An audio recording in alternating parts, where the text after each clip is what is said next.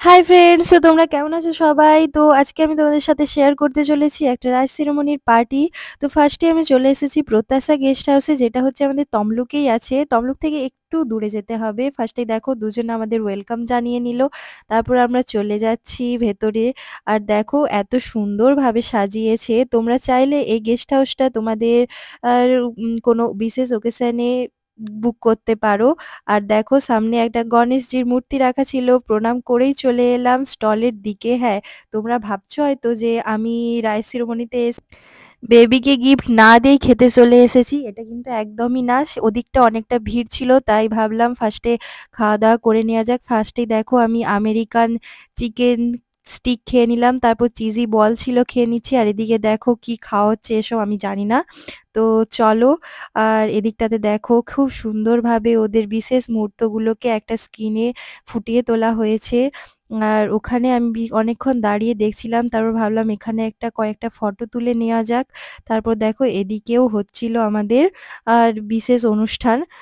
গান বাজনা হচ্ছিল মনোরঞ্জনের জন্য। তারপর দেখো এখানে একটু বসে নিয়ে আমি চলে এলাম। ভাবছি এবার তো যাওয়া যাক। আর তারপর দেখো প্রচণ্ড ভিড় ওদিকটাতে, আমি কি করে যাব ওর কাছে ভাবছি। তো এর ভিড় মধ্যেও আমি একটু চলে গেলাম। দেখো কত ক্যামেরাম্যান ফটো তুলছে। আর মানে ওখানে ১ মিনিটের বেশি দাঁড়াতেই পারছিল না। এত ভিড় ছিল। তো কয়েকটা ফটো তুলে নিয়ে চলে এলাম দোলনায় বসতে। আমি আর আমার বর এদিকে এসে একটু বসে নিজেদের মতো টাইম কাটাচ্ছিলাম। তারপর ভাবছিলাম কখন খাবো। তো তাই এদিক ওদিক ঘোরাঘুরি করছিলাম।